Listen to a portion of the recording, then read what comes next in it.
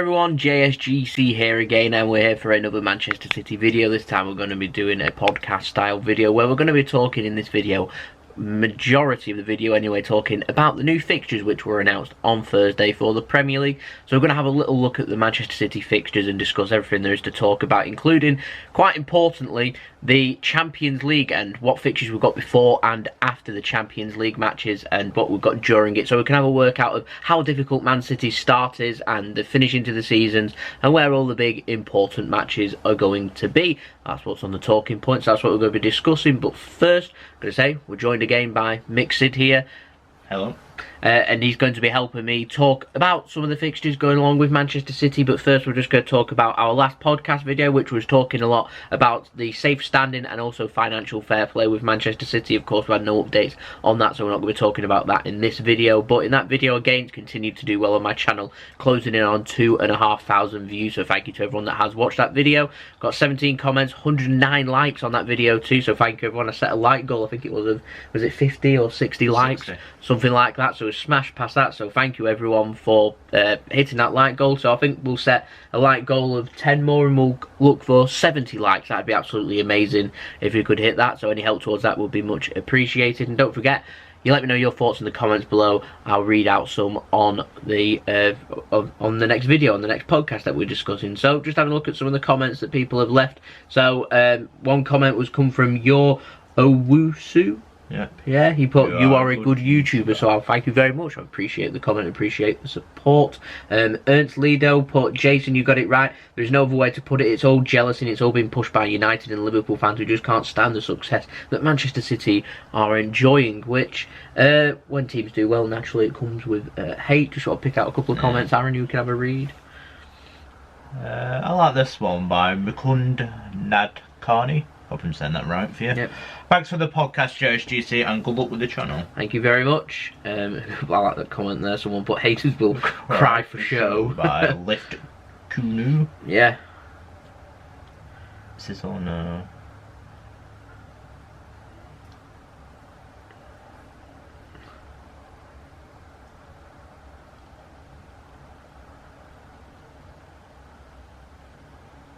I like this one there. So Norwal Music put, second time watching this, awesome job. Thank you so much for all of the support, everyone, and leaving your comments there. I could have sworn I read a comment last week of someone going on about the Lampard top in the background. I wanted to pick up on an issue. Someone seems to have a real issue with my Lampard top in the background. So I'm going to give some context before we get on with this video. But Frank Lampard's one of my favourite Premier League players I've ever enjoyed watching. I've seen him in the flesh play. I think he's an absolutely awesome footballer. A lot of people talk about Steven Gerrard and what he did for Liverpool. A lot of people speak about Paul Scholes and him being able to dominate in the midfield. And no one really talks that much, apart from Chelsea fans, about Frank Lampard. And Frank Lampard, so consistent, 20 goals a season from midfield. I think he's an awesome player. I'm delighted to join City. So. Yeah, I think he did show that bit of class into one season, wouldn't you? Yeah, you could tell that he's not like... Still had it there, not as consistent lost there, the legs, but yeah. Still had that class there. Yeah, but I like Frank Lampard. I think he's one of the most underrated players that I've seen play, and I've always... Just sharing about England, that we can never really get it going with the players at a time. No. But yeah, that's why Frank Lampard's top there. I mean, I don't really have many players' names put on back of tops, if I'm honest. I mean, previously I've had Robinho when we signed him. I've had Tevez when we signed him, but I don't have access to these tops anymore.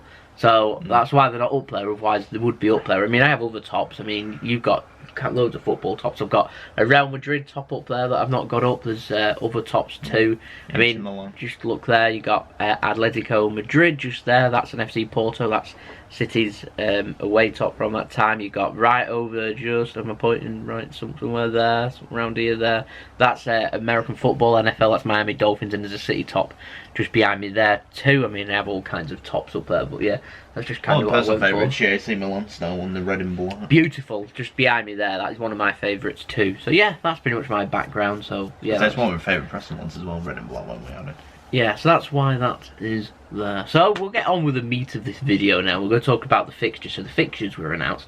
So Aaron, I want you to read the fixtures out, and then we'll give our thoughts on them. So we'll start with the first game of the season, where we won't include the Liverpool match in the Community Shield. That's it's like it's not even there. No, it's Community Shield, but it's a glorified friendly. There's a trophy at the end of it, and it's one of them where if we win it, fantastic. I'll be ecstatic. I'll be delighted beating Liverpool, and if we lose it, I won't be arsed. Really won't care. I think you both go out all guns blazing and try and win it. Make a statement is what they'll try and do. What I'm saying is I'm not going to read too much into it. If we don't win that game, I'm not going to care. But anyway, what matters is the week after. So we start the season Saturday, 10th of August. Early kickoff, by the way. Selected for television if you can't get there. BT Sport. So BT Sport have got the early kickoffs back again, haven't they? And this is at 12:30 kickoff on Saturday, and we'll go into London. Who have we got? Well, it's Pellegrini's West Ham. It is Pablo Zabaleta and Pellegrini. It's a tricky little game, isn't it? Tricky one, but I'd expect you to come through it unscathed. You would, yeah. It's a difficult place to go to, West Ham. You have to play well to beat them. They're one of them teams. They've just made a couple of brilliant signings as well, West Ham, haven't they? They're spending money. They're after that lad from, I think it's Celta Vigo too, haven't they? They've released his clause. Valencia's chasing him too. They're showing a lot of ambition, West Ham. They're spending money this summer, so that's going to be a difficult game. First game of the season, in front of their own fans, they're going to want to do something. That's a real difficult game, but there's a close relationship. You should blow hot and cold though, West Ham. They're the funny side. They are. They struggle a little bit when put on the back foot. I don't know how well they've adapted to the Olympic Stadium. It's just not the same as the Upton. Jesus, this was Upton Park. This has been a very difficult start to the season. Yeah, it is Upton Haven't Park. we? Does anyone remember when we had Karadi up front? Was it Samaras and Karadi? Didn't we have a match at Upton Park at the beginning of the season, one season like in 2007 or 2008? You'd have to tell me. If I remember rightly, when that Premier League had the blue circular shapes on the Premier League football, it was white and blue. I seem to remember. Someone let me know in the comments if I'm right or not. I'm fairly sure we started against West Ham like 10-11 years ago sometime. But anyway, we'll move on. City the week after. Yep, you got your first home game of the season against Tottenham Hotspur. Don't be booking your tickets for that just yet. It does say 3 o'clock Saturday the 17th of August. That will be on TV. Yes. I mean, Friday night football, Monday night football, Sunday. I think it'll go for Sunday. It stinks of Sky Sports, like a 1:30 kickoff, that doesn't it? But that will be moved. It's a tricky little start. I mean, in terms of the context of it getting tricky, but again, going on, 3 points, no trouble. You reckon? Yeah.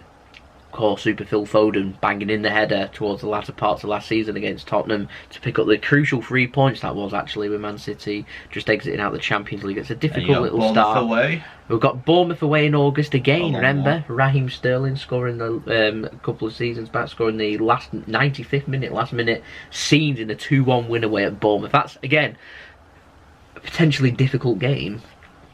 Can be, but if you want to be a champion, you should be winning these teams again. These are the matches where, you want to be champions. You go to West Ham and Bournemouth, you need to be picking up 3 points. And then a week after, then you got Brighton at home. Yes, just before the international break and before we even talk about Champions League, to complete our start to the season before the first international break.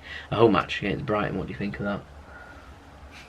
3 points. You would hope so, you'd hope so. They tend to keep things quite tight. Yeah, I think they will, but if you get... Under new management, of course. Chris Hughton's just been sacked. City. Who is the new manager?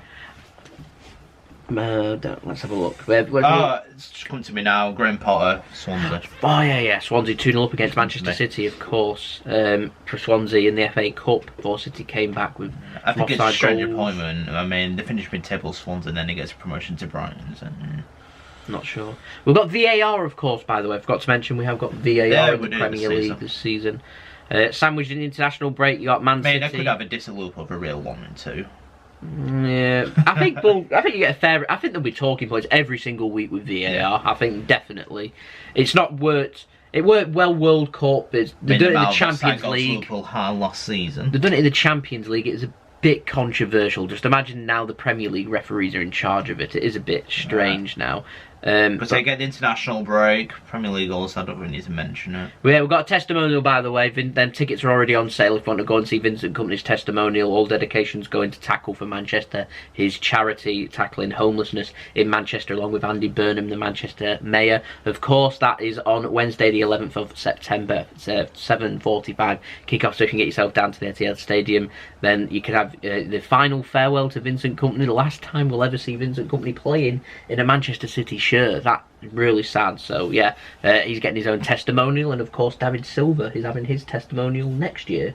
It's been announced as well. So yeah, exciting times there, and hopefully we'll be able to give Vincent Kompany a good send-off, the send-off that he does deserve. But 3 days later, we're back after the international break. All the England fixtures will be done for the upcoming Euro 2020 qualifiers, and we'll be heading away to Norwich. This is a ground that normally we do tend to do happy hunting well. ground for like Tebbers in the past and all that. Let's not forget the famous Delia Smith run.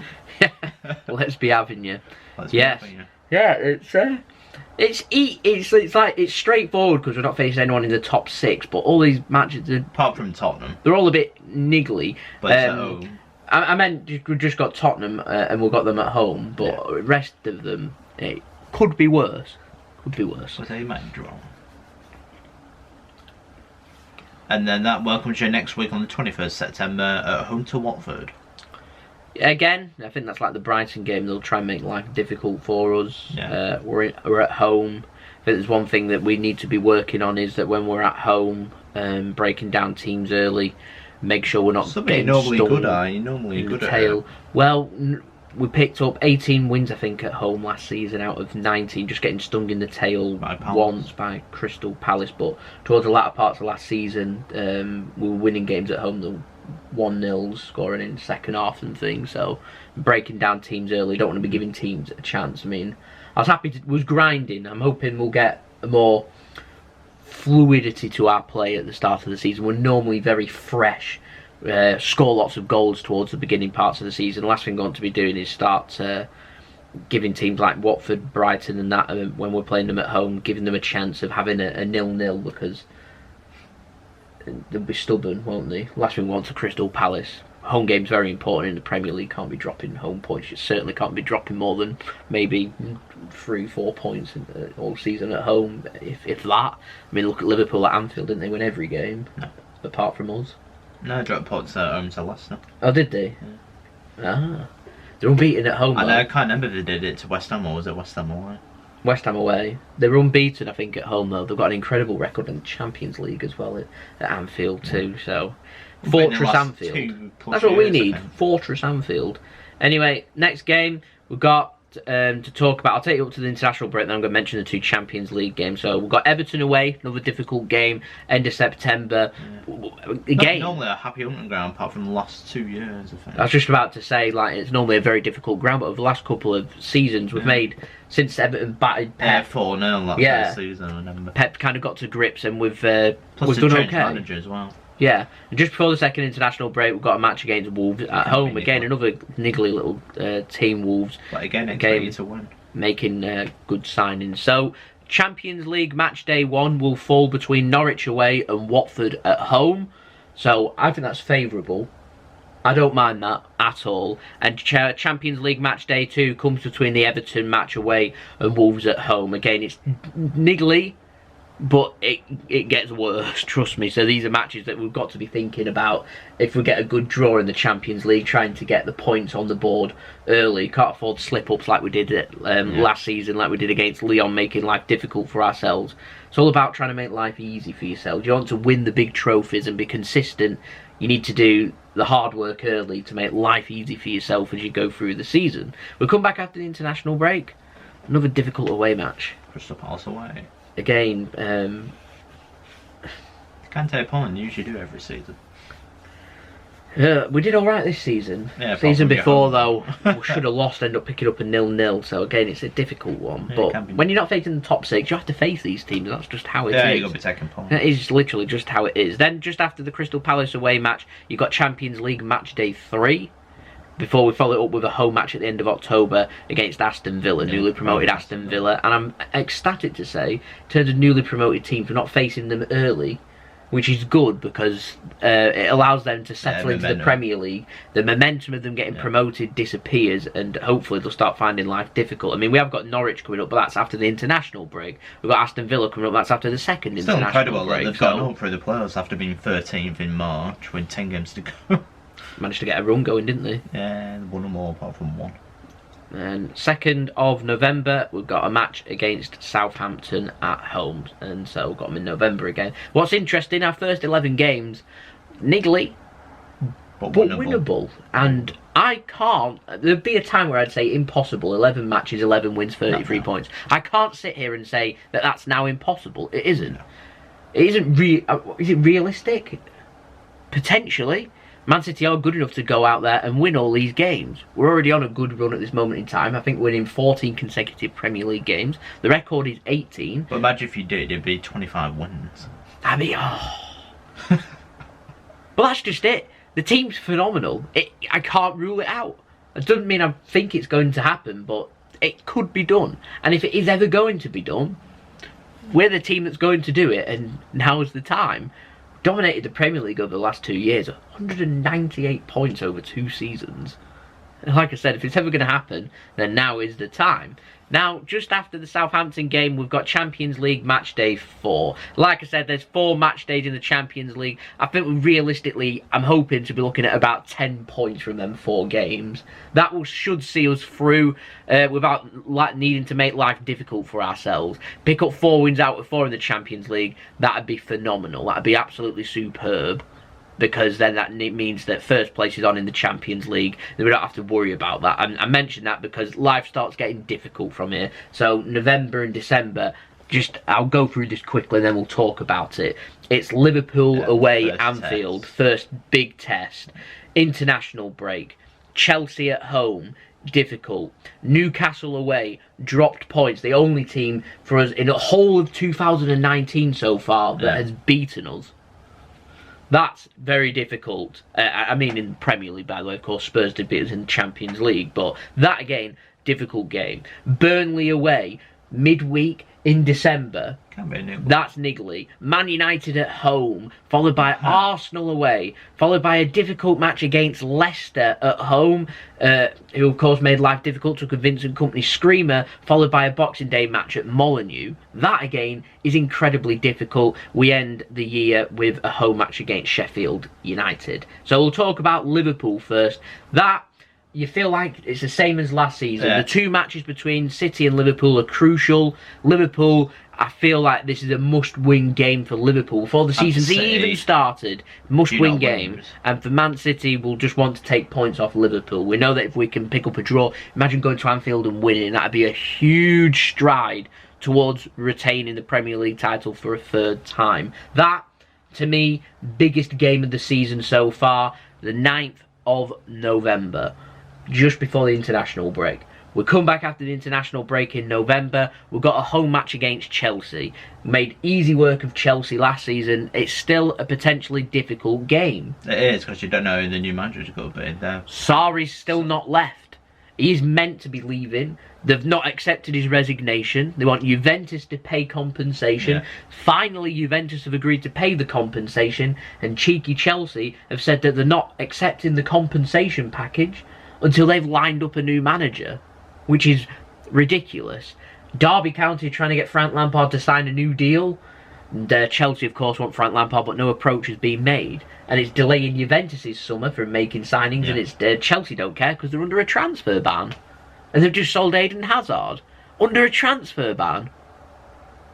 But he's only got 1 year left, so they're kind of forced into the corner, really, there. So a big season coming up for Hudson-Odoi, I'd say. But they have 1 year left in his contract. I think so. Yeah, they've sold it for £130 million on a 1 year deal, and we're asking for £100 million for Leroy Sané on 2. What's going on there? Oh, he's got younger as well, isn't he, Leroy? I don't know, crazy. Excuse me. Right. To Newcastle. I think there's a match day, between Chelsea and Newcastle, match day 5 of the Champions League. It sounds interesting in Newcastle. Let's see if we get this Arabeer takeover. I follow some Newcastle fans on Twitter, and I've been reading that they've been put, like, you should have seen the celebrations and how happy they were when things were getting announced and stuff, but takeovers take time. And just as it's been going on now for 2 or 3 weeks, I just saw this week, I've seen it this weekend, Newcastle fans are starting to get doubts in their mind. Yeah. This is just smoke and mirrors, and this isn't going to happen. Yeah. They probably continue this. Like, I've seen a little tactic. Snyder continues until that transfer window closes. He is a cretin. He is a horrible, horrible owner. There are some horrible owners out there. Mike Ashley is right up there with being just a bad owner. And in terms of he keeps Newcastle afloat, but they're a Premier League side. They want investment. Not enough. Otherwise, they'll be challenging relegation every year. Is it not like hard for you having a rich owner? No investment there, and they want you to be thankful for having that, but you want some ambition to be shown. You want your football club to do well. Newcastle has the potential, particularly this new owner comes in, to be able to challenge in Europe, to get into Europe and challenging for trophies, something Newcastle's not had in so long. Lots of their fans have never had any success. I feel so sorry for Newcastle, I really do. It'd be interesting if we get a new owner. Would be interesting if they do, and they make some signings. And I've seen some players that they've been getting linked with. They make some of them signings. That'd be very difficult. I'm talking. People thought they were after Mbappe, didn't they?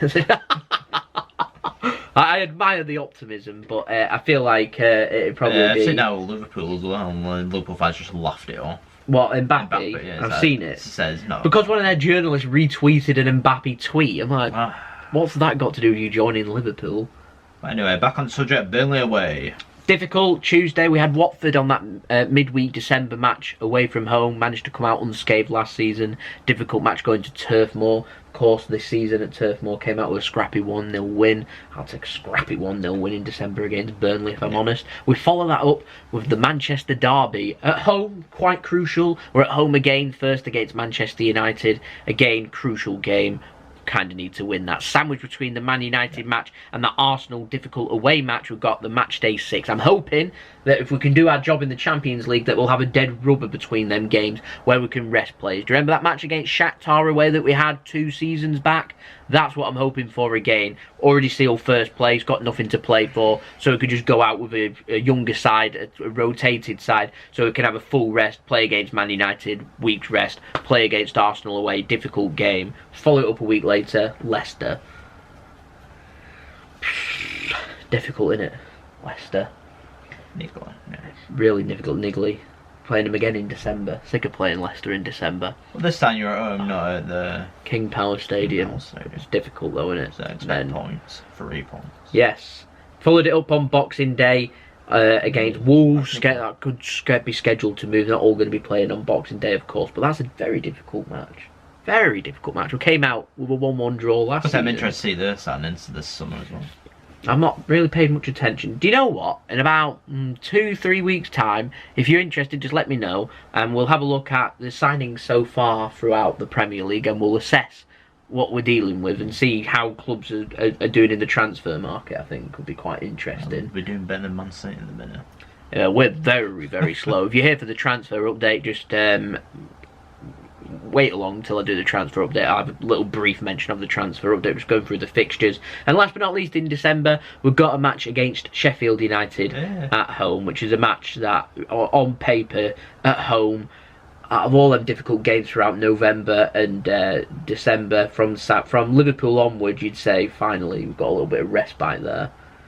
Which naturally, typical City, they'll probably win some of them games. United, Arsenal, Chelsea, Liverpool, then Sheffield United. Oh, that'd just be the most Man City thing I've ever heard. Right, just before we get on to January, very interesting note, this one, by the way. If you aren't aware, Premier League television rights, it's on BT Sport in the United Kingdom and Sky Sports, of course, but Amazon Prime, which you can get on a free trial in December, so I'd recommend that.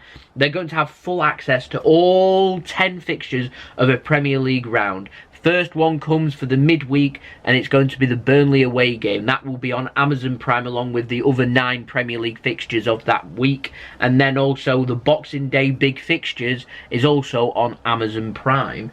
Such big fixtures, Boxing Day, public holiday, Amazon Prime. Incredible that they've got the rights to that. They've paid a lot of money though, so the Wolves away match will also be on Amazon Prime. So now we're going to march into January, into the new year, 2020. Man City start it on New Year's Day, just a few days after the Sheffield United game, with another home match against Everton. Of course, you've got the FA Cup on that Saturday. Yes, so that's why there's no Saturday fixture, because we've got the FA Cup third round starting. Yes, and then, yeah, I'll let you take over. And 11th of January, you got Aston Villa away at Villa Park. So then you got Crystal Palace at home, as I'm sure you'll want revenge this time for what happened. And then to end January, 21st of Jan in the Premier League, and talk about is Sheffield United away. Midweek game. So you got two newly promoted sides away, and then Everton Palace at home. Yeah, that's a little bit. You got to be looking at maximum points. Yeah, and the FA Cup sandwiched third round and fourth round in January. End of January, you got the FA Cup fourth round. Well, this February, from Tottenham away, that's a difficult one. Yes, new stadium, of course. Yep. And then you welcome West Ham to the week after, and then you got the FA Cup action if you're still in it, 5th round, and then the week after Leicester away. That's a tricky month for this one. Yeah. And then to end February, if you're not in League Cup final, it's correct. Manchester City versus Arsenal. That's very tasty. If we are in the League Cup final, it is potentially, I think the match can be moved to the Tuesday or Wednesday after the Saturday, the 29th? I'm not used to seeing the 29th of February. So that's unusual. The League Cup final will be on 1st of March. So yes, the League Cup final is then, and we also have the last 16 of the Champions League to contend with. So I'm just going to have a flick through and have a look of when they are. So sandwich, the first leg potentially is Leicester away and Arsenal at home for the last 16. First leg for the Champions League. Yeah. It could possibly come between the Arsenal match and also, if we're not in the League Cup final, it will come between the League Cup final and potentially the Man United. In fact, so that means we can't play then, can we then, if there's going to be Champions League action then? We'll have to move to an alternative date. There's a week's rest between the two Champions League's first legs and second legs. Must come the week after, possibly. They might be able to move it to a midweek in February, possibly. The Arsenal game, if it gets postponed. But if it don't come between Leicester and Arsenal, it will come between Arsenal and Man United. We've got Man United on the 7th of March, Manchester derby, 3 o'clock kickoff. That's difficult. Yeah. It's then followed by a match against Burnley at home, which I think that might be the quarter-final for the FA Cup. So that possibly might be moved. I've not heard anything that Man United match will be moved, so it must be the Burnley game. And just before the international break for March, it's Chelsea away. Some very difficult fixtures there. That is difficult again and again. Second leg. It all starts, and this is define Manchester City's title bid list. From February, from Tottenham away, right till April the 4th, when you got Liverpool at home. It's difficult. And we've got Champions League sandwiched in between there. So second leg for the last 16, if we get there, will be between Burnley and at home and Chelsea away. Big 8 fixtures. It also could become between Arsenal's one as well. So everything's just so difficult, really. We've got the last 6. I don't think it does. It frees you up the last 6 games. So we've got a big match on the 4th of April. We'll talk about that first. Yep. That's a match against Liverpool at the Etihad. That second big game, 7th to last game, is it, of the season? Yeah, 7th. That could be a huge title decider. And we have, between the Liverpool match and the Southampton game on the 11th, a potential Champions League quarter-final, and Liverpool have a potential Champions League quarter-final to think about too. So that's just a proper test of your squad, and this is why Liverpool now are after some strength in depth. I think they're recognising this, they're seeing this, and it's a big test for us, big test for them. Very interesting. Then just after the Southampton away match, we've got a match against Newcastle at home. Again, sandwiched between them two games is going to be the second leg for the Champions League quarter-final. And you also have the FA Cup semi-final if Man City get there, which I think I've wrote down the FA Cup ones. So Chelsea away scheduled to change for the quarter-final. So quarter-finals on the 21st then. So it's not the Burnley games. Quarter-finals going to be then. And then for the semi-final, I'm not too sure when semi-final is. You'd think it'd probably come for the either the Newcastle game or the Brighton game, I think. I'll just check for that. But while I check, we'll just talk about the rest of the fixtures. So, got Southampton away, Newcastle at home, Brighton away, ends April. On paper, you'd think City should be looking at these and thinking maximum points from them 3 games and last 3 games. It has to be a title bid. Last 3 games, two of them at home. Home against Bournemouth, followed by a away match against Watford, followed by a home match against Norwich. Norwich could be battling relegation. A few of them teams could be battling relegation, so it could be quite difficult. But on paper, you'd think that City should be coming out with maximum points. Really?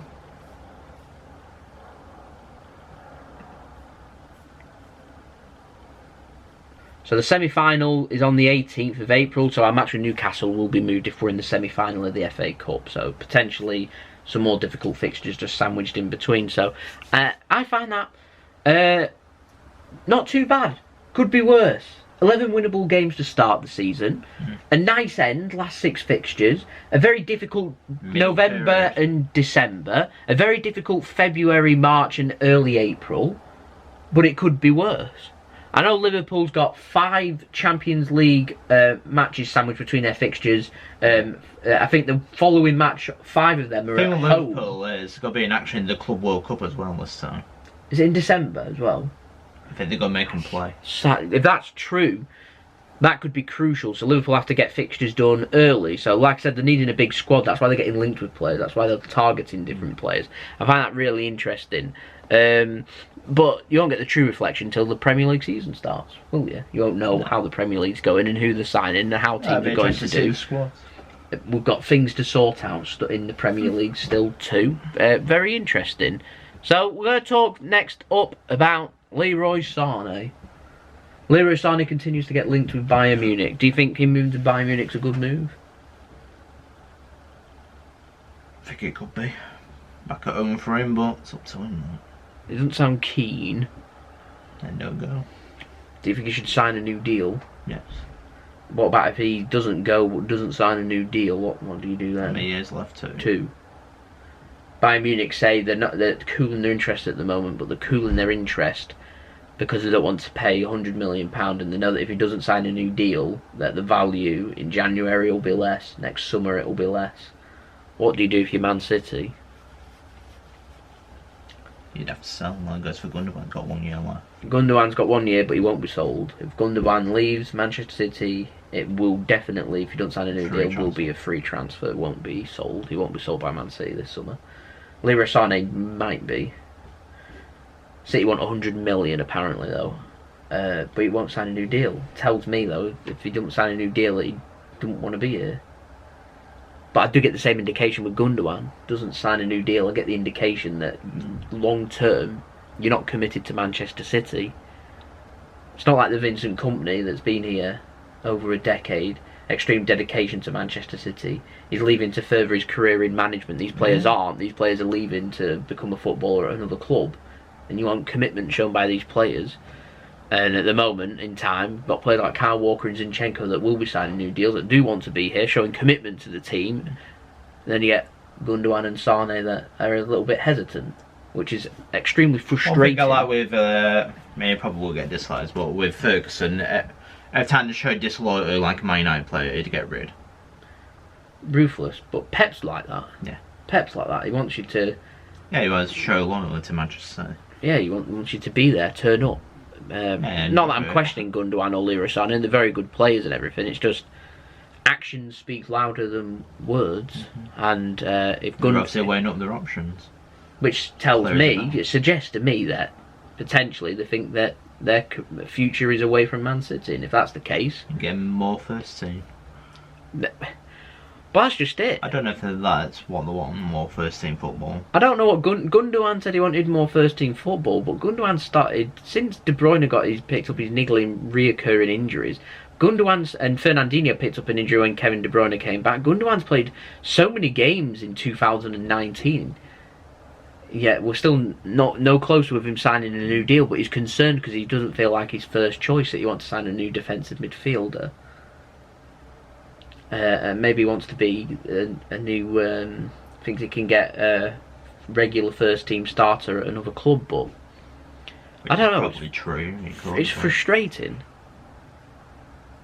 I don't know. As the season goes on, I don't like it. Like, you know they're going to be out of contract in the summer. You know that they need to ransom them. Yeah. It's like Leroy. It's a little bit of player power, isn't it? And that's what I don't like. I think he's sitting. It's also swings in roundabouts. No, if Harry Maguire was to do it to Leicester, will you be able to pinch him? But if the players do it, that's because they want to leave. Yeah. And I don't get, and they did it with Riyad Mahrez, Leicester. They kept him from January through to summer when Mahrez just didn't want to be there. Why would you keep hold of a player that doesn't want to be there? Like, you've obviously got the value in Leroy Sané. To me, I think £100 million is a good deal for whoever wants to sign him. He's a young, quick player that's it's consistent. He has all the potential there to be even better. And he can be even better. But he's an important player to Man City. He's an attacker. You have to pay money. You have to recognise it. You've got to pay money for these good players. Like Eden Hazard, 28, 29 years old, however old he is. Real Madrid had to pay £130 million out for him, even though he had 1 year left on his deal. He isn't worth £130 million with 1 year left, but they've had to pay it because he's an important player. Is that fake news, 130? No, it's £130 million. That's how much it's cost. I think there's an initial fee up there of like 80 to £100 million, but the whole deal itself comes to £130 million. They've had to fork out £130 million to sign Eden Hazard. Absolutely ridiculous. Wow. Leroy Sané, we're talking 100 million. They're talking João Felix of Benfica that's had one breakthrough season, and they want 120 million euros, so we're talking about 110, 115 million pound. How can you rate him as more money than Leroy Sané? Leroy Sané's a proven player. It just baffles me. I think we need to be stronger in the transfer market. I think we have to sit down and talk with Leroy Sané, something that I don't think we've done yet. And we have to say to him, here's the deal, we're not going to offer anything else. Are you going to sign the deal?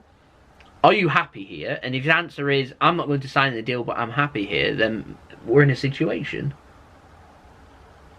Aren't we? Because then that's what Bayern Munich are hoping for. That's exactly what they're hoping for. They're hoping that contract runs down. They know that he's not going to sign a new deal. They'll know that they're going to have to sell. And when you're in a situation where you have to sell, you're going to sell them for less. I don't know. I think we need to get Leroy Sané. I think all the cards are held by Leroy Sané here. And I don't think his popularity at Man City is going to increase should he make a decision that I think all City fans are a little bit fearful of right now. If he was going to sign a new deal, I feel like it'd already be signed, like all the other players have, if you get where I'm coming from. Mm-hmm. Ilkay Gundogan's the exact same. Gundogan's flirted with signing a new deal, though, now. We'll see if he does. Like I said, actions speak louder than words. We'll have a better answer come the first game of the season. Transfer market will be shut. Yeah. We'll know then, are they staying or are they going? Have they signed a new deal? We'll know then. That's where we're at this moment in time with Leroy Sané. I'm concerned. I think he's a good. What do you think of Leroy Sané, by the way? Do you think he's good enough? Think he could do better? Think we should sell like for a good price, or what do you think? I think he's good enough. Well, I think he could apply himself better. Yeah. Do you think he's good enough to be in City starting 11? Like, do you think he's good enough to replace Sterling or Bernardo Silva? Depends on the team's type of Sané. He's more left winger only. Like I think for Schalke he's played on the right before, and some City fans have said they'd like to see Sané on the right, cutting in. Yeah, he did it. Remember that match against Liverpool, beat them 5-0? He came on as a substitute. He need like that. You got Mahrez that can do that as well. And needs backup. Yes. I think this is personally why Mahrez was picked more towards the latter parts of the end of the season, because he's shown more commitment to Man City than what Leroy Sané has. That's why he's not had starts and everything, because the commitment's not there. He needs to work harder. Yeah, he does. As Jonas accused him of that. Yeah, if he doesn't, I don't understand why Bayern would want him then. If he's not done it for Germany, he's not done it for Man City, then Bayern demand it. I don't know. Juventus are interested in him as well, aren't they? Where's Juve getting this money from? This I don't know. They want to sell Dybala, don't they? Alright. So I really don't know. The problem we've got is there's lots of fake news out there. But like I said, actions speak louder than words. These players are Man City's players. What I don't know is if they're going to be signing new deals with Manchester City. So, yeah. Anyway, we'll do a little transfer update very quickly. So, I'll speak more in detail about it tomorrow. Situation we've got, first up with Cancelo. apparently this move stalled a little bit. It stalled because there's complications in terms of fee, and also Juventus wanted a replacement. They need Sarri first before they can decide on a replacement. Obviously, Chelsea's holding up that deal. It's like a domino effect. And that's where we're at. Apparently, Juventus interested in Kieran Trippier. For whatever crazy reason, they're interested in Kieran Trippier. I will throw one thing out there. Danilo's name's been mentioned with Juventus, and I think Danilo's a lot better of a right back than what Kieran Trippier is right now. But yeah, there we go. We've also been linked with... We've been linked with Philip Coutinho. We'll move on from that. I think you need to be a journalist or something. I want to know your opinion, actually. We've not spoke a lot about Harry Maguire. Various sources, Sun and Mirror, have been reporting United are willing to outspend City for Harry Maguire. Apparently United are willing to spend as much as £90 million on Harry Maguire. That's United not learning its lesson. Well, I was getting an indication that Man United weren't willing to do this anymore, and then it turns out perhaps that they are. City, we know for fact, aren't. That City won't pay £80 million. Apparently Man United, to get their targets, are prepared to pay more money. I don't know. I don't think Harry Maguire will be at Leicester come the start of the season. I'm not sure where he's going to end up, but if that price doesn't come down, it won't be at Man City, is what I know. At the moment, it's strange because Maguire wants Man City. Wants to win trophies. Yeah. United are light years away from you. Yeah. Big rebuild job at Manchester United. So for Man United to get these players, they've got no choice but to offer this big money. He's just not 90 million though, is he? No. Oh my god. How could you even think That's about paying 90? Flaw. How? Oh man. Next got another João Felix update. I had an update on him in well over a week, but it's been reported that Benfica, we know the situation, they want to have him for next season. Atletico Madrid want him. Atletico Madrid aren't willing to loan him because they said that he's good enough to be in and around their squad this season. Why be at Benfica when you can be at Atletico? Whereas City don't want João Felix for this season. City's already got their players there. Obviously, David Silva potentially leaving next season. We've also got Sergio Aguero, who probably won't sign a new deal again at Manchester City, which makes me extremely sad. You've also got situations like Leroy Sané too, that there's potential openings there, but probably not in the next year, where City would be willing to loan him out.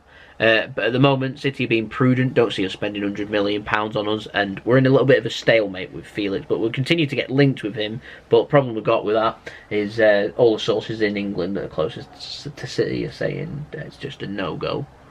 So just keeping an eye on that at the moment in case things change, because things do change. In terms of the outs, we'll speak more in detail. Lucas Nemecha, apparently Mönchengladbach, Borussia Mönchengladbach in Germany want him. You've seen Nemecha play. He's okay. Okay. Yeah. Weren't like massively impressive, but he weren't a bad player at all. Potential is there. I think it'd be a good move for him. Apparently though, they want him permanently, but they're not sure if they're going to get him permanently, so they're willing to loan him. So I'll go in more detail about that tomorrow. And last but not least, we're talking new contract news. And we've got an update tomorrow for Leroy Sané, which is basically what we've covered today. I suspect we'll probably have more news again as we go into tomorrow. But at the moment, I don't do a proper transfer update because it's slow. Not a lot of news at the weekend. Seems these transfer people like working Monday to Friday. Gets to Saturday, Sunday. Slow. All the Saturday news I pick up on a Friday, and then going into Sunday, I don't have a lot. So yeah, that's where we're at the moment. As the window goes on, I will definitely get more updates, of course. And last but not least for this topic today, we're going to be talking about sponsors. Because we mentioned Man City a lot, I thought we'll speak about JSGC's channel instead. Okay. Something I'm more than familiar with. So at the moment in time of recording, 3,717 subscribers. That's an incredible rate that we've gone at, particularly over the last month or so since doing these daily transfer updates. Phenomenal rate. So yeah, thank you everyone to the support. In terms of views per video, 2,000, 2.5, 3,000, 3.5, 4,000, 4.5. Some of them done very well. 5,000 subscribers. But they got down with it. I'm enjoying it. It's just frustrating because we've not got what we want yet. Once we get a sign in, I think we'll really make marches, then that'd be absolutely fantastic. But I was having this discussion with you yesterday, so I thought I'll put it into today's videos. But I was like, I'm amazed that literally no one in terms of, I don't know how to do YouTube sponsorships. Basically, I know you like hit people up and stuff like that, but I had some offers for sponsorships last year. I think I had like 2 people contact me, but for this year, none, which is amazing because last year I was getting 1,000 to 2,000 views on my videos, and this time I'm maybe 3, 4 times as popular at this moment in time. I feel like there's a potential. I'm good at business, by the way, so yeah, I feel like there's a potential business opportunity there that people have missed out on. So yeah, I feel like a beg, like, yeah, please sponsor me. Emails in description below. Just hit me up. But some people don't understand it. Some people don't know. But reason people do it is because in terms of money that you make, I mean, how much money do I make? Not a lot. Even with all these views, we're talking a lot less than if you used to have a part-time job. Isn't it? Mm-hmm. It is. It is. So, nowhere near as much money as what people would think. So, the way people do it is they get people to sponsor the videos. The sponsors put it out there. You advertise for them. Sponsor. Yeah, you put it out there for them. KSI's got into sponsorship with G Fuel. Nice little partnership with them. Well, I don't have 20 million subscribers. No. Do I? What I'm saying is, like, there's potential there. I mean, in terms of weekly views, we must be looking at about, how many do we reckon? 20,000 views I get a week at the moment. Something like that, yeah. Maybe 25 I can look at social blog. 25,000 views I get in a week. I think you just showed 100 look at social blog for the 100,000 for the month. Last 28 days. Yeah. So what I'm saying is there's a potential business opportunity. So if there's any like small businesses out there, or anyone that's like running small apps or anything like that, then do just hit me up, because there's a big market there. Like I said, the graph at the moment's there's a big spike with me at the moment. So it's warm. So if there's a good opportunity at the moment before it cools down, so hop on the bandwagon. You use me, I use you. Yeah, pretty much. I'm a beg. Jesus, yeah. Some people, like I said, some people don't understand how it works. They just watch the video and that's it, really. But yeah, that's pretty much it. Don't think there's much else to talk about, really. We've got EFL fixtures out on Thursday. Get to plot some of our new away grounds. Yes. Unfortunately, it's sort of City you'll never see some of these days. What, the EFL? Mm-hmm. They're good fun. If things ever go bad with Man City, end up back in the Football League. There's some great away. Hit me up. I'll recommend some. There's some great away days out there. I'm in for a busy week personally, so I've got transfer updates coming out all this week, but potentially middle of the week, towards the end of the week, instead of them being out around midday, they'll probably be out in the evening, which I'm going to find interesting, because it'd be interesting to see uploading at peak time YouTube how videos do. I don't know if videos get lost because I released them about 4 or 5 hours early, whether these videos get lost on the algorithm, or whether these videos get pushed because they've already been released and the algorithm started pushing it, and it might die off by the evening. Yeah. And if I upload in the evening, it might never take off, so that'll be quite interesting. But that's out of my hands. I'm not doing that to trial and error. That's because that's the only time I can upload. But I did promise daily transfer updates. I'm a man of my word, so I will do that. So yeah, that's been the video. Thank you everyone for watching the video. Hope you enjoyed the video. Nice little football discussion on a Sunday, isn't it? I hope you enjoyed the video. If you did enjoy this video, slap a like on the video. We're aiming for 70 likes. We've been getting over 100 likes, but I don't want to be over ambitious. Nothing more embarrassing than saying let's hit 100 likes, then I come next time it's on like 60. I failed. Yeah. We'll keep things realistic. Make sure you're interested in Mixed. His links are in description below if you want to go check him out. He's on YouTube too. I mean, you're aiming for 150 subscribers. Yeah, nearly there. Nearly there. So you want to go check him out, then you can do. He's uploaded today a video which I featured in, so if you want to go and check that out, then you can go and check out his channel, link in description and popping up at the end. If you want to go and subscribe to my channel too, we're aiming for 4,000 subscribers. Any help towards that would be much appreciated. Make sure you also go and check out my social media links in description below and popping up on screen. And like I said before, if you leave your thoughts in the comments below, we'll read out some of them at the next podcast, which we'll be doing again next Sunday, so we'll see you then. So it's been JSGC and Mixed. I hope you all have a wonderful rest of your day. Enjoy the rest of your weekend. Peace. Ciao for now.